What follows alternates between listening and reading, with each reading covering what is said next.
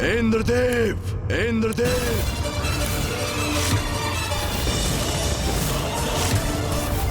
इंद्रदेव, अभी यहां लौटिए, इसी क्षण।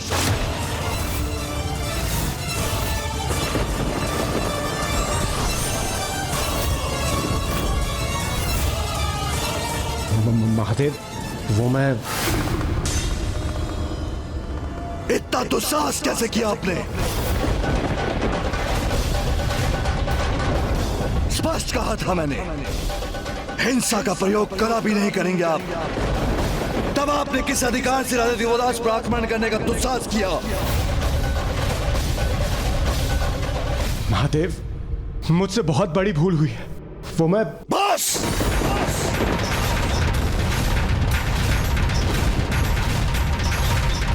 अब आपके मुख से और कुछ नहीं सुनना चाहता हूं मैं। जब मैंने राजा दिवोदास को वचन देकर अपनी इच्छा से काशी का परित्याग किया था, तब आप किस अधिकार से उन पर वार करने के लिए प्रस्तुत हो गए? आपको अपने इस दोष का भीषण दंड भुगतना ही होगा।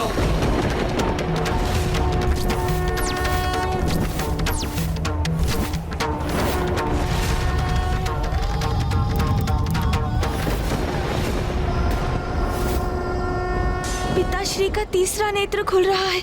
यदि उन्होंने अपनी क्रोधाग्नि को इंद्रदेव पर केंद्रित कर दिया तो अनर्थ हो जाएगा।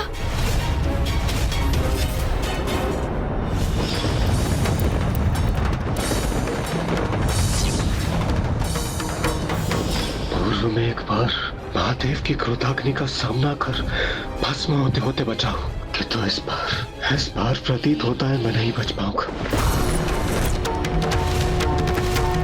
पिताश्री, कृपया करके शांत हो जाइए।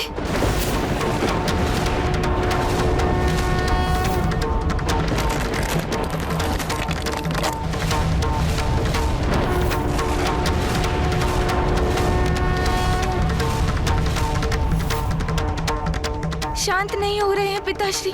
उनका क्रोध तो और भी बढ़ता जा रहा है। मामा जी, फूफा जी, आप ही पिताश्री की क्रोधाग्नि को शांत करने में सहायता करें।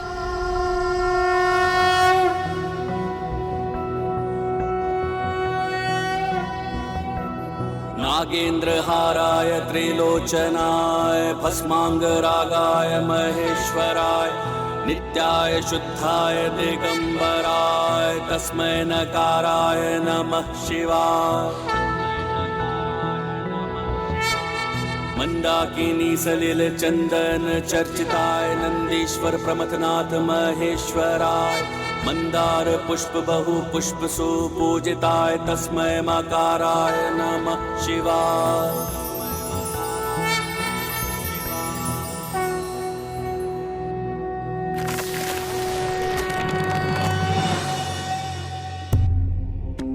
इंद्रदेव, मैंने अपनी क्रोधाग्नि को रोका अवश्य है, किंतु मेरा क्रोध शांत नहीं हुआ। आपने जो किया वह अक्षम्य था, सर्वथा अनुचित था। महादेव, मैं आपसे क्षमा की भीख मांगता हूं। भूलवश मुझसे बहुत बड़ा अपराध हो गया। मैं स्वयं पर से कैसे नियंत्रण खो बैठा, ये स्वयं मुझे ही ज्ञात नहीं। मुझे ज्ञात है।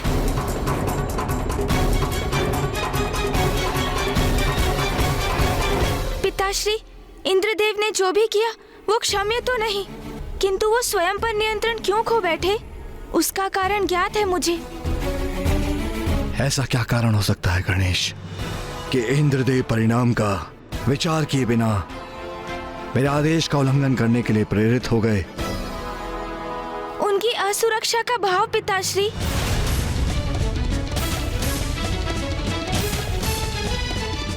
असुरक्षा?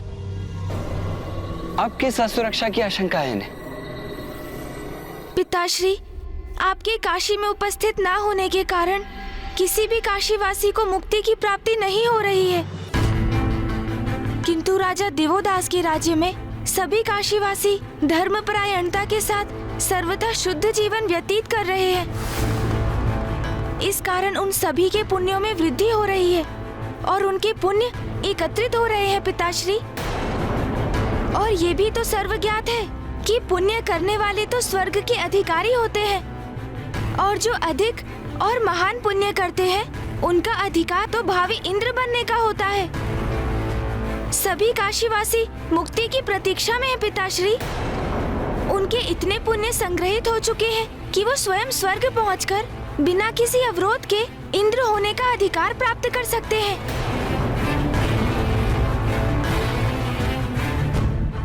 अभी तो हमारे मध्य एक ही इंद्रदेव है, किंतु अति शीघ्र अनेकों इंद्रदेव प्रस्तुत हो जाएंगे। एक ही सिंहासन के अनेकों प्रत्याशी, और तब मौलिक इंद्रदेव का कोई मूल्य नहीं रहेगा। अपने पद की गरिमा खोने का भय ही देवराज इंद्र के क्रोध का कारण बना, जो राजा दिवोदास पर फूटने ही जा रहा था, क्योंकि उन्हीं के कारण अब इंद्रदेव का पद संकट में है। प्रथम पूज्य गणेश जी सर्वथा उचित कह रहे हैं महादेव। मेरी शंका ही मेरे क्रोध में परिवर्तित हो गई। इंद्रदेव, ये कैसा कृत्य व्यवहार है आपका? आप इतने स्वार्थी कैसे हो सकते हैं? क्या आपके पद और सिंहासन के अतिरिक्त और कुछ भी महत्वपूर्ण नहीं रहा आपके लिए? ऋषि जगेश्वर की स्थिति प्रति क्षण गंभीर होती जा रही है इंद्रदेव। यदि उन्हें शीघ्र महादेव के दर्शन प्राप्त नहीं हुए तो अपने प्राण त्याग देंगे और हम सभी ब्राह्मण हत्या के महापाप के भागीदार होंगे। हम सभी यहाँ पर एकत्रित हुए ताकि हम किसी प्रकार महादेव को पुनः काशी ले जाएं। और आपको केवल अपने पद की चिंता है। जो हुआ सो हुआ, अब उस पर विचार करने का क्या लाभ? हमारी समस्या तो अभी भी यथावत है। कोई समाधान नहीं खोज पाए हैं हम अभी तक। मेरे पास इस समस्या का एक हल है। यदि आप त्रिदेव सहमत हो तो मैं काशी जाऊं?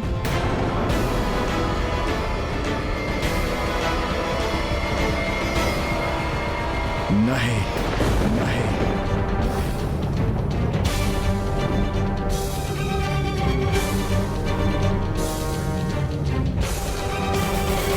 यदि मैं धृष्टता कर रहा हूं तो मुझे क्षमा कीजिए पिताश्री, किंतु हमें आपके काशी लौटने का कोई ना कोई उपाय तो करना ही होगा, क्योंकि काशी को आपकी आवश्यकता है, आपके भक्तों को आपकी आवश्यकता है। महर्षि जगेश्वर आपके दर्शन के लिए व्याकुल है और माँ बड़ी ही अधीरता से आपकी प्रतीक्षा कर रही है पिताश्री।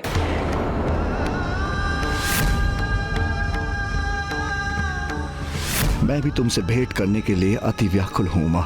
यदि धर्म और कर्तव्य से ना बंधा होता तो इसी क्षण तुम्हारे पास लौटा था।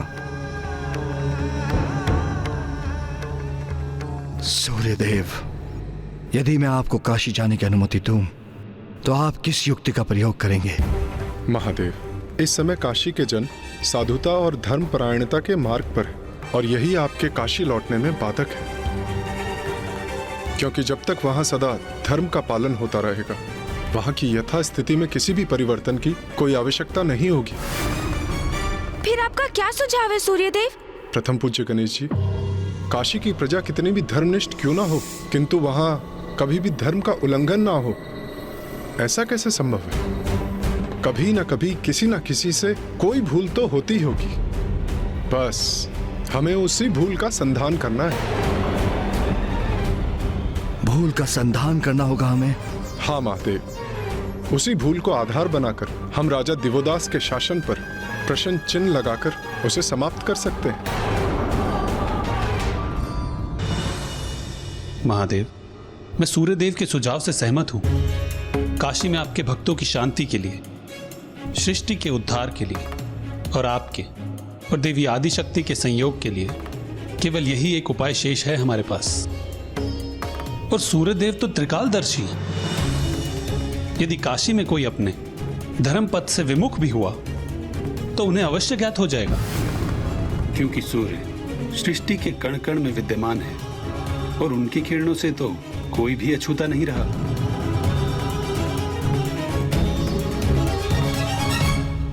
उचित है, किंतु स्मरण रहे, जो भूल इंद्रदेव ने की वो पुनः ना हो।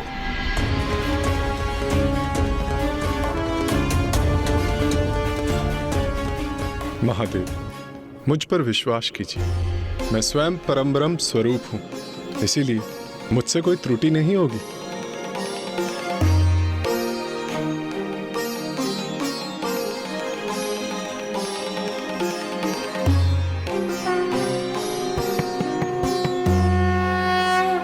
सूर्यदेव, अब तो सब आपके ही हाथों में है।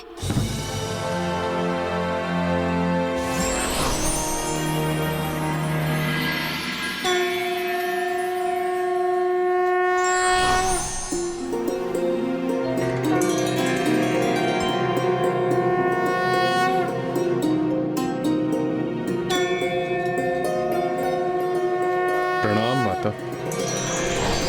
प्रणाम सूर्यदेव। आप यहाँ मेरे स्वामी किस अवस्था में?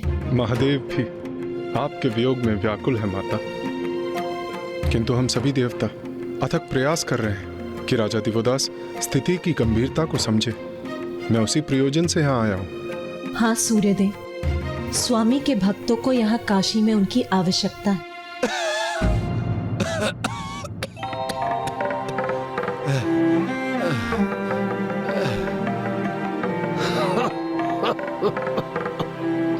ओम नमः शिवाय, ओम नमः शिवाय। कितना कठोर हृदयहीन राजा दिवोदास का। ओम नमः शिवाय। जो प्रभु के भक्त को उनके दर्शन से वंचित रखे, वो राजा धर्मनिष्ठ कैसे हो सकता है?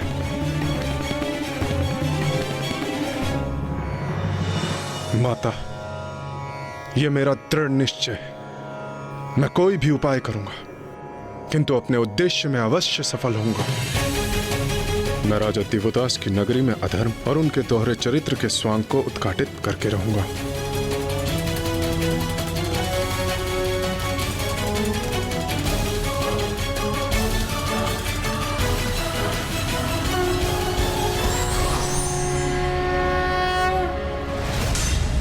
नहीं, कहीं सूर्यदेव भी क्रोधावेश में अपना नियंत्रण ना खो बैठे।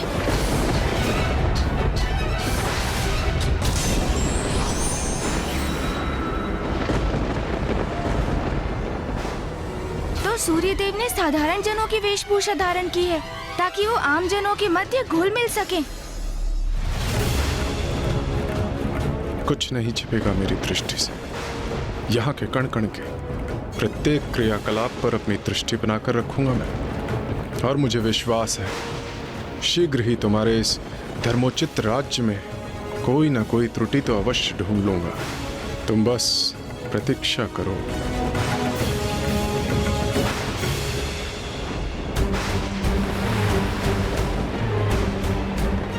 नाथ, मुझे कुछ अप्रिय होने का आभास हो रहा है, जैसे कोई आपके साथ अनिष्ट करने का प्रयास कर रहा हो।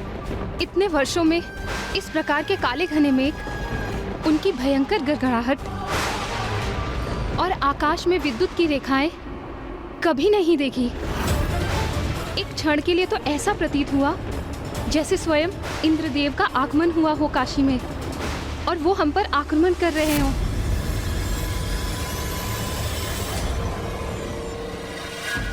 आप चिंता क्यों करती हैं देवी सरला?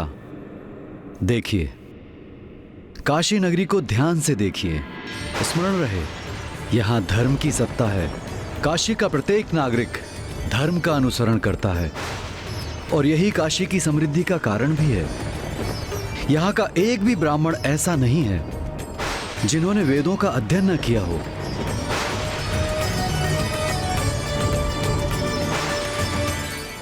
जो भी हो, जैसे भी हो, दोषहीन प्रतीत होने वाली इस काशी में कोई ना कोई खोट तो अवश्य ढूंढ लूंगा।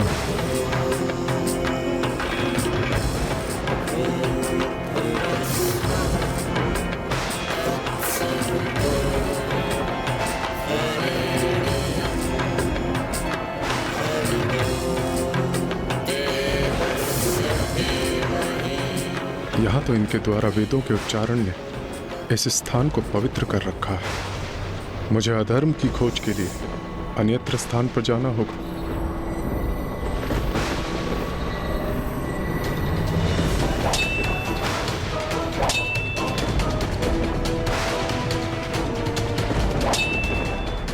ये तो दो खड़कों के आपस में टकराने की ध्वनि है। अवश्य कोई युद्ध कर रहा है काशी में।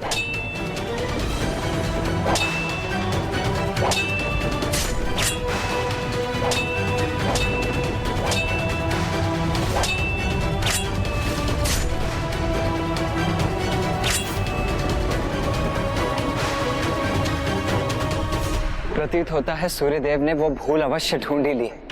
नगर के मध्य में युद्धरत हो कोई तो अवश्य अपने धर्म पथ से विमुख हो रहा है, अर्थात राजा दिवोदास के राज्य में धर्म की सत्ता और सुव्यवस्था कहीं तो अवश्य भंग हो रही है।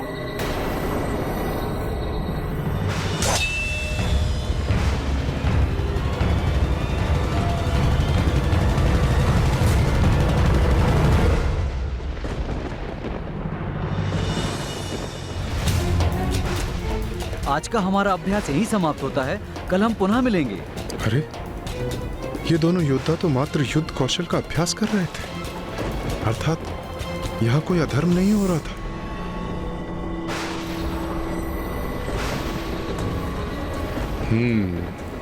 क्रय विक्रय स्थल, अर्थात यहाँ कपट की सर्वाधिक संभावना है।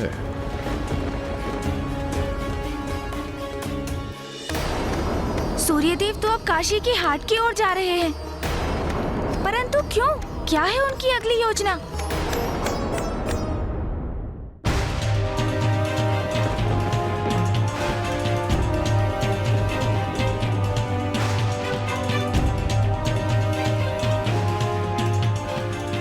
ये आपके रुद्राक्ष 2 स्वर्ण मुद्राएं। उचित है। मेरी पत्नी पूजा के लिए इनकी माला बनाने के लिए बहुत इच्छुक है। मैं अन्य सभी कार्य समाप्त कर आता हूँ, फिर इन रुद्राक्ष मनकाओं को मैं ले जाऊंगा, तभी मैं इनका भुगतान भी कर दूंगा। जी, जैसा आप चाहें। जी धन्यवाद।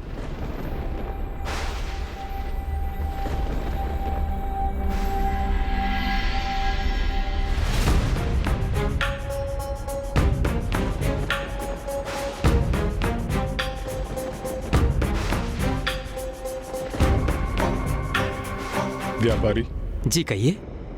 इन रुद्राक्ष मनकाओं का क्या मूल्य है? मैं इनका विक्रय कर चुका हूँ। तो क्या हो, क्या तुम्हारे ग्राहक ने इसका मूल्य चुका दिया? नहीं, किंतु वो शीघ्र ही इसे लेकर जाएंगे। मैं उन्हें अपने शब्द दे चुका हूँ। हाँ हाँ, मैंने देखा। 2 स्वर्ण मुद्राएं नियत की है ना तुमने। मैं तुम्हें 5 स्वर्ण मुद्राएं दूंगा और मूल्य भी अभी चुकाऊंगा।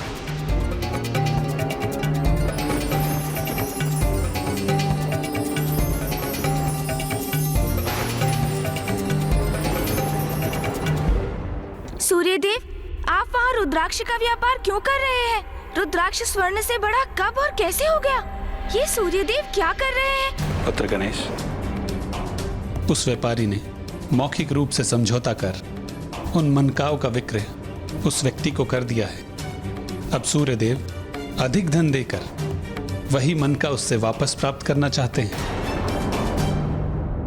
अर्थात सूर्यदेव और स्वर्ण मुद्राएं प्रस्तुत कर उस व्यापारी को प्रलोभन दे रहे हैं।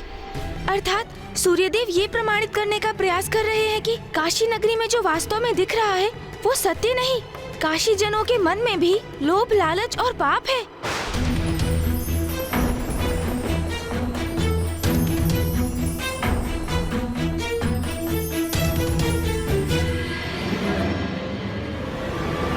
मुझे क्षमा करें, मैं इनका विक्रय आपको नहीं कर सकता। यदि मैं आपसे मनकाओं के मूल्य से अधिक स्वर्ण मुद्रा लेता हूं तो आपको छलूंगा, और यदि उस ग्राहक को दिए हुए शब्दों का मैंने मान नहीं रखा तो उसके साथ भी छल करूंगा। यहां महाराज दिवोदास के राज्य में कोई छलावा नहीं करते।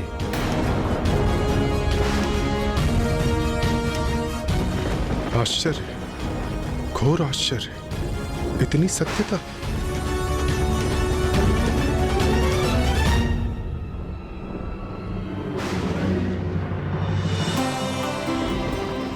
मेरे राज्य में कोई भी वैश्य, कोई भी व्यापारी ऐसा नहीं है जो अपने आर्थिक लाभ के लिए ग्राहकों को छलता हो। सूर्यदेव अधिक धन का प्रलोभन देकर भी उस व्यापारी के मन में लालच उत्पन्न नहीं कर सके।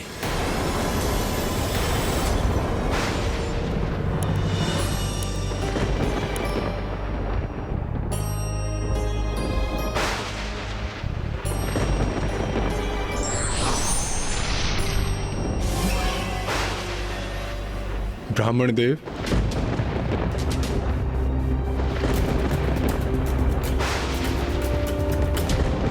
आप तो कोई यात्री प्रतीत होते हैं।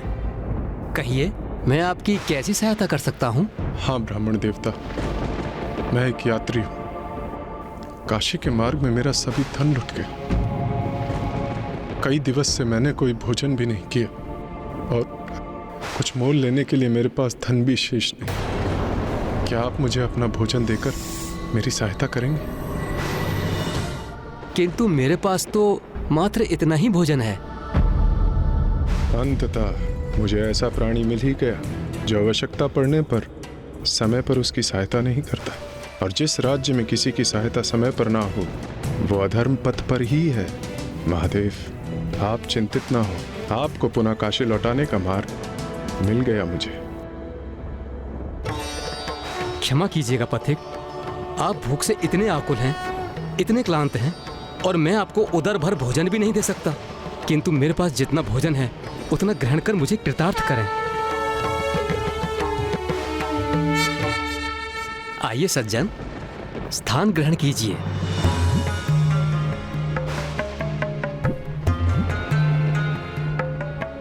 आपके साथ तो बहुत बुरा हुआ है। ये लीजिए, ये भोजन स्वीकार कीजिए।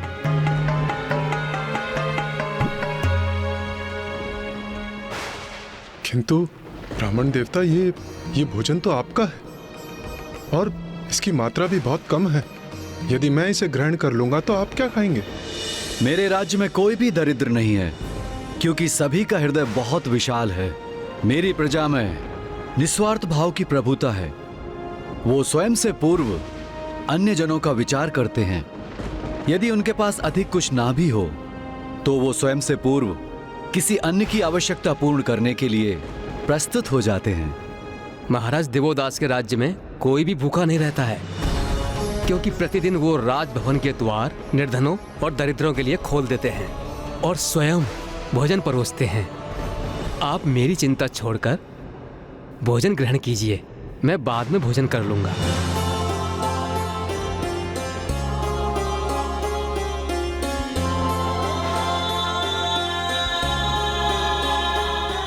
कितना निस्वार्थ भाव है इस नगर के वासियों में। धन्य है काशी नगरी। लीजिए, अब सूर्यदेव स्वयं भोजन भी करने लग गए।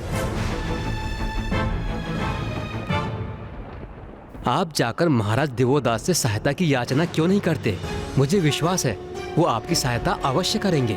नहीं नहीं ब्राह्मण देवता, मैं तो एक गरीब यात्री हूँ और वो महाराज, भला वो मेरी सहायता क्यों करेंगे? क्योंकि यही तो स्वभाव है हमारे महाराज का। वो प्रजा की सेवा के लिए सदैव तत्पर रहते हैं। और आप काशी प्रवेश कर चुके हैं तो आप भी उनकी प्रजा में सम्मिलित हो चुके हैं।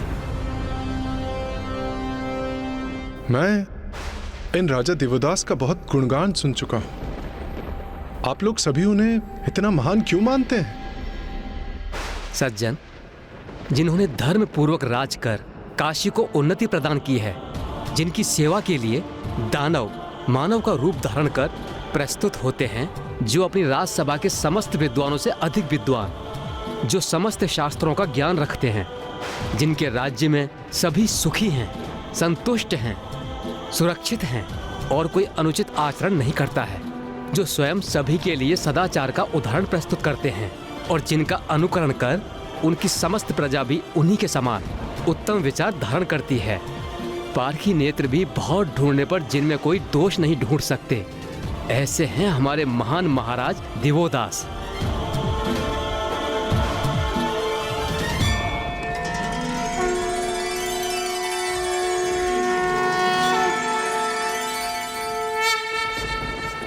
क्षमा करें सज्जन, पूजा का समय हो गया है। आप कुछ समय इस वृक्ष की छांव में विश्राम करें। मैं पूजा संपन्न कर लौटता हूँ, फिर आपको अपने महाराज दिवोदास के निकट ले चलूंगा। आज्ञा दीजिए।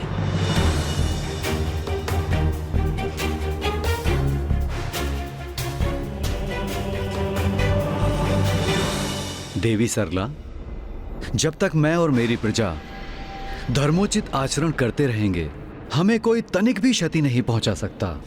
इसलिए आपको किसी भी प्रकार की चिंता करने की आवश्यकता नहीं है।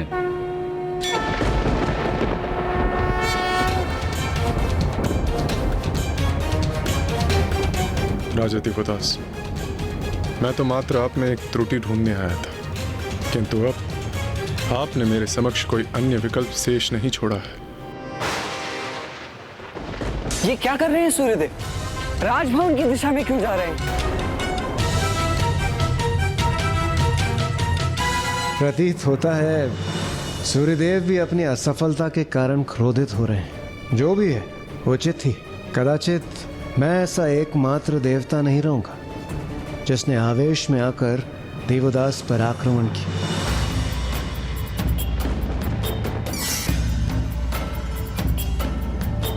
स्वस्ति न इंद्रो वृतश्रवाः स्वस्ति न पूषा विश्ववेदाः स्वस्ति नस्तारक्षो अरिष्टनेमिः स्वस्ति नो बृहस्पतिर्दधातु मानस्तोके गणयमान। त्रुटि और अधर्म की खोज में आया था मैं राजा दिवोदास की नगरी काशी में, किंतु यहाँ तो कोई भी अपने धर्म पथ और कर्तव्य से डिगने को तत्पर ही नहीं, अर्थात मैं अपने कार्य में असफल रहा।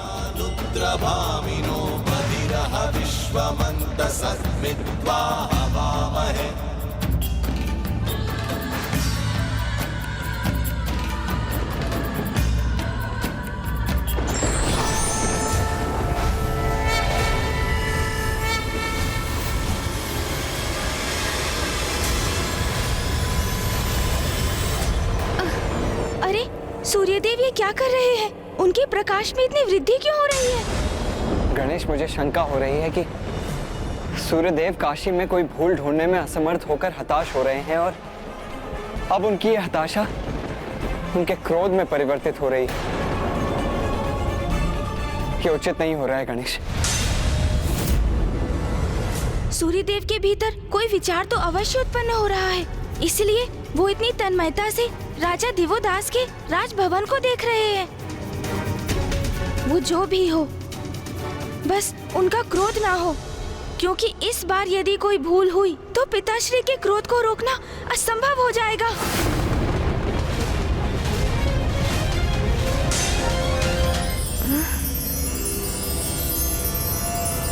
इतना प्रचंड प्रकाश!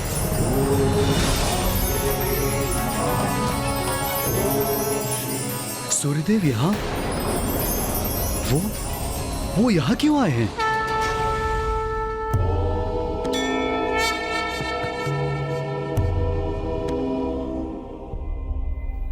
महादेव, मैं स्वयं को रोकने में असमर्थ हूँ, इसलिए अब जो मैं करने जा रहा हूँ उसके लिए मुझे क्षमा कीजिए।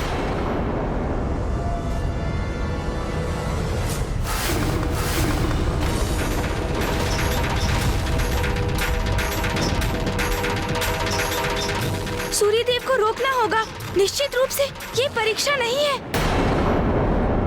महाराज दिवोदास, मैं काशी से इतना प्रभावित कि मैं स्वयं इस पावन नगरी को अपना निवास बनाने जा रहा हूँ। इस पावन नगरी को अपना निवास बनाने जा रहा हूँ। इस पावन नगरी को अपना निवास बनाने जा रहा हूँ। इस पावन नगरी को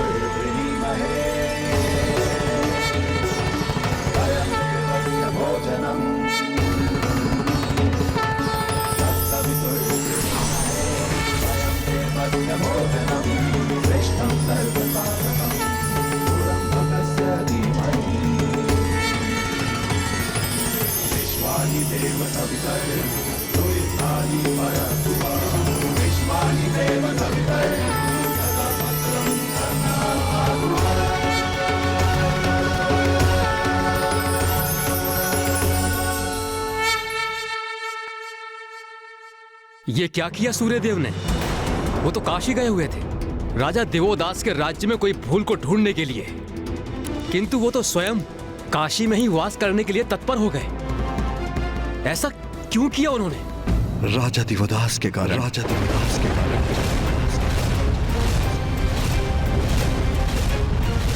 राजा दिवोदास इतनी कुशलता से शासन कर रहे हैं कि ढूंढने पर भी सूर्यदेव को वहां कोई दोष नहीं दिखाई दिया। इसीलिए वो पावन काशी को अपना निवास बनाने से नहीं रोक सके। सूर्यदेव स्वयं को 12 भागों में विभक्त कर 12 कुंडों के रूप में वहीं स्थित हो गए हैं।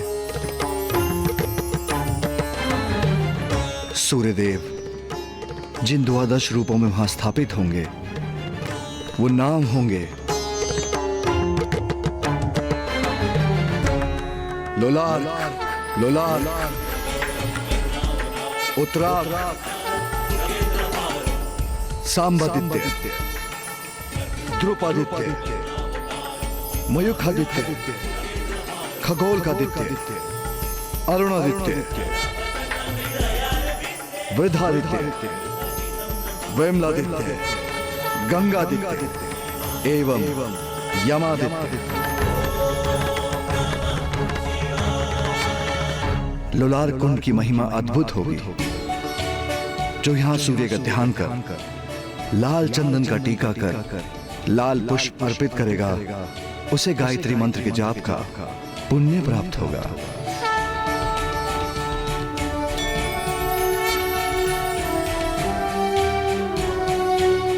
सूर्यदेव, काशी में अपना कुंड स्थापित कर और सदा उपस्थित रहने की इस कृपा के लिए आपका कोटि कोटि धन्यवाद। प्रणाम सूर्यदेव। सूर्यदेव स्वयं परम ब्रह्म स्वरूप हैं, इसलिए काशी में उनका शुभ प्रभाव तो होना अनिवार्य ही था। और उन्हीं की कृपा से काशी में 12 कुंड भी स्थापित हुए हैं।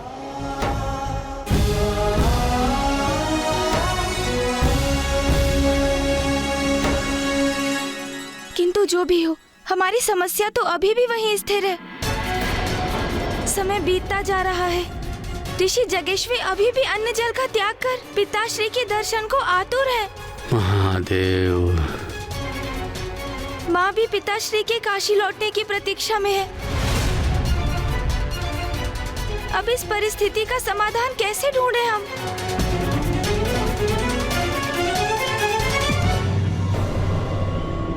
अब हम सभी देवता विवश हैं निराश होने के लिए। ऐसा मत कहिए इंद्रदेव, इस कठिनाई से बाहर निकलने का कोई तो मार्ग अवश्य होगा। जब तक मार्ग प्राप्त होगा हम सभी स्वर्ग से निष्कासित हो चुके होंगे। स्वर्ग से हमारा निष्कासन? ये आप क्या कह रहे हैं इंद्रदेव? आप सभी इस भ्रम में मत रहिए कि केवल मेरा ही पद संकट में है। यदि पुण्य एकत्रित करने वाले सभी जीव इंद्र पद पर स्थापित हुए तो उनमें से कुछ निम्न पुण्य अर्जित करने वाले भावी अग्निदेव, वरुण देव, वायुदेव और सूर्यदेव भी कहलाएंगे। अर्थात महादेव का काशी में ना होना हम पर एक महान संकट का रूप लेकर मंडरा रहा है। किंतु अब हम करें तो करें क्या? आप स्वयं काशी गए थे तो महादेव के प्रकोप से भस्म होते होते रहे। अब सूर्यदेव काशी गए हैं तो उन्होंने काशी को ही अपना निवास बना लिया है। अर्थात अब हमें और कोई उपाय शेष दिखाई नहीं दे रहा है। एक उपाय अभी भी शेष है। तो शीघ्र बताइए इंद्रदेव, क्या है वो? बताऊंगा, मैं अवश्य बताऊंगा, किंतु तब जब आप सभी मुझे वचन देंगे कि आप वही करेंगे जो मैं कहूंगा।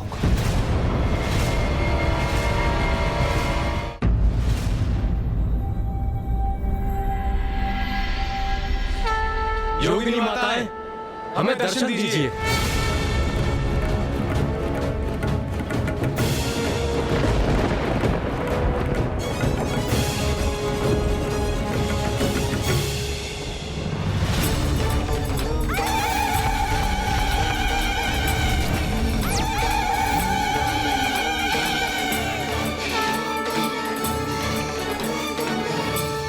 क्या चाहते हैं आप?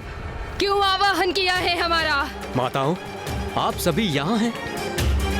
किंतु ये उचित नहीं होता कि ऐसे समय में जब माता आदि शक्ति को आपकी सहायता की आवश्यकता है तो आप उनके साथ होती।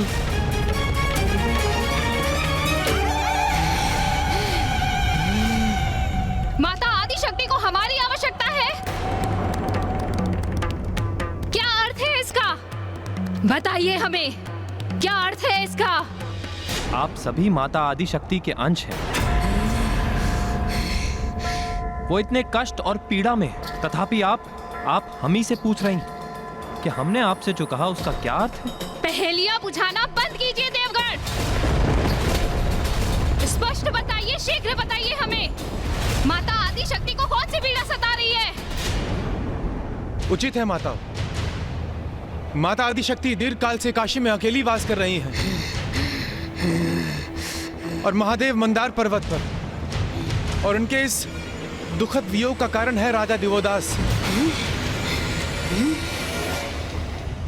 और हम सभी देवता इस स्थिति को सुधारने में कुछ नहीं कर पा रहे हैं। हम सभी के लिए माता आदि शक्ति का कष्ट असहनीय है, इसलिए हम सब का आपसे अनुरोध है, अब आप ही कुछ कीजिए, अब आप ही कुछ कीजिए माता।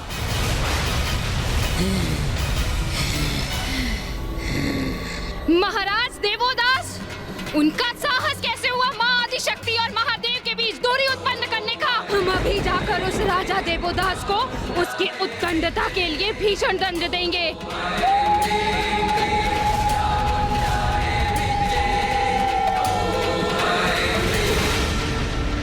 किंतु माता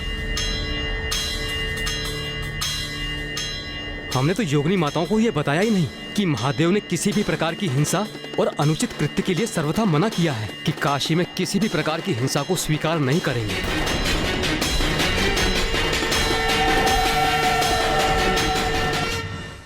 योगिनी माताएं तो काशी की ओर अग्रसर हो रही हैं, जो सर्वथा अनुचित है। वो काशी की ओर अवश्य जाएंगी और वहाँ जाकर सब तहस नहस कर देंगी। योगिनी माताएं तो प्रचंड आवेश में है, वो काशी की ओर बढ़ी ही जा रही है। किंतु ये कैसे हुआ? उन्हें वहाँ जाने के लिए प्रेरित किसने किया?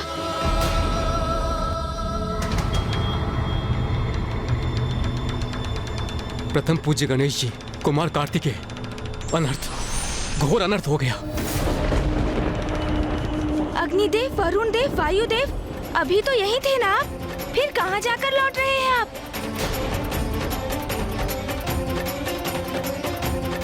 पुत्र गणेश, देवताओं का यहाँ से अचानक प्रस्थान करना और पुनः चिंतित स्थिति में वापस लौटना, यही तुम्हारे प्रश्न का उत्तर है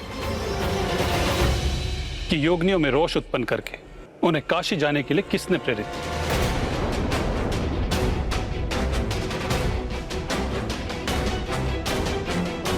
तो क्या देवगण ही? हाँ पुत्र गणेश,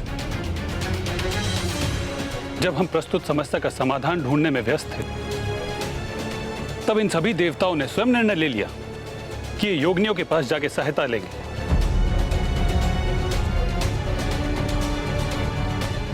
क्यों देवराजेंद्र, सत्य कहा ना मैंने? आपने ही भ्रमित किया है ना देवगणों को, योगिनियों के पास जाकर उन्हें राजा दिवोदास के विरुद्ध उकसाने के लिए।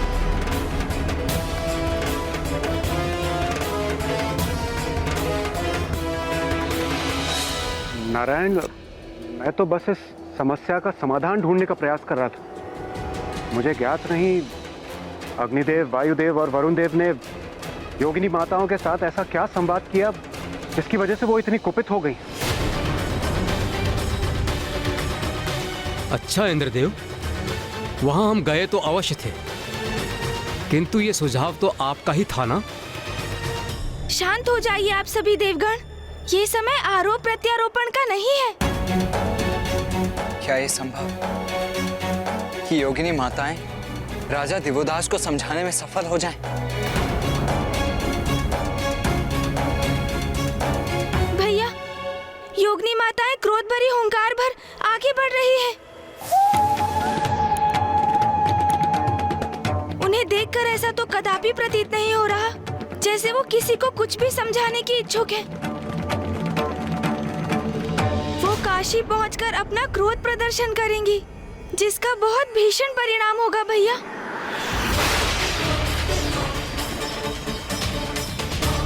देवगण, आपने योगिनी माताओं को पिताश्री के आदेश की सूचना तो दी थी ना कि काशी में किसी भी प्रकार की कोई हिंसा नहीं होनी चाहिए। राजा दिवोदास को बलपूर्वक कोई विवश नहीं करेगा, उस पे किसी प्रकार की हिंसा का प्रयोग नहीं करेगा। वो गणेश जी, इससे पूर्व कि हम उनसे कुछ कह पाते, वो काशी की ओर प्रस्थान कर गए।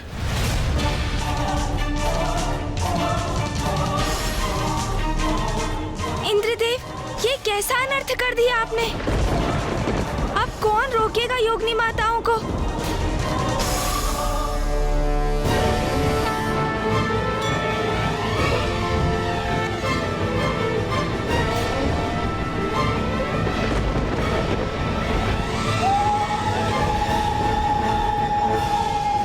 कष्ट में है, अपार कष्ट में है माता। उन राजा देवोदास के कारण चीर के रख देंगे हम राजा देवोदास को। एक तुच्छ राजा का इतना दुस्साहस कि माता और प्रभु के मध्य दूरी उत्पन्न करे।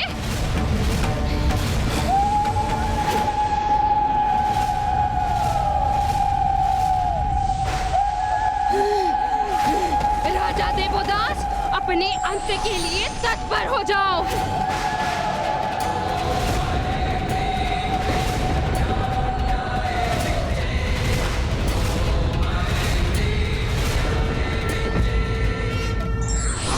परिस्थिति को अपने पक्ष में करने के लिए हमें बल का नहीं, अपितु बुद्धि का प्रयोग कर विवेक से काम लेना चाहिए। धार्मिक वीडियो सबसे पहले देखने के लिए हमारे चैनल को सब्सक्राइब करें और बेल आइकन दबाएं।